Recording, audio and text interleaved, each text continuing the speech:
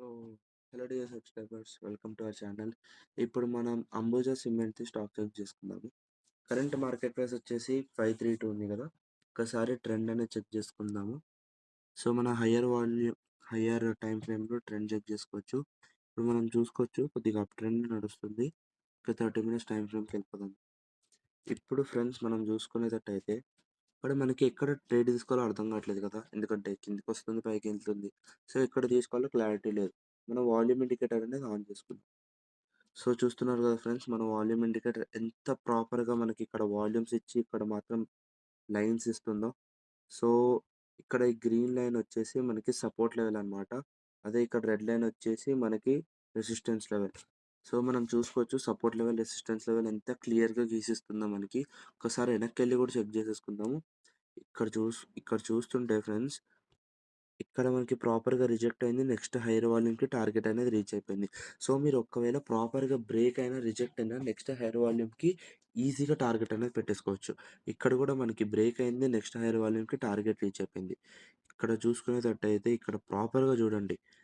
Reject అయింది. Hire వాల్యూమ్‌కి target reach అయిపోయింది. మళ్ళీ ఇక్కడ నుంచి రిజెక్ట్ అయింది. హైయర్ వాల్యూమ్‌కి టార్గెట్ రీచ్ అయిపోయింది.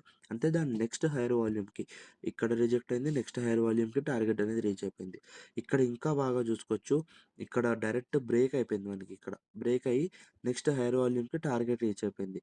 ఇక్కడ కూడా మనం చూడొచ్చు. ఇక్కడ నుంచి డైరెక్ట్‌గా బ్రేక్ అయిపోయి నెక్స్ట్ హైయర్ వాల్యూమ్‌కి టార్గెట్ రీచ్ అయిపోయింది. సో, మన వాల్యూమ్ ఇండికేటర్ ఎంత క్లియర్‌గా చెప్తుందో చూడండి. ఎంత బాగా ఒబే చేస్తుంది చూడండి.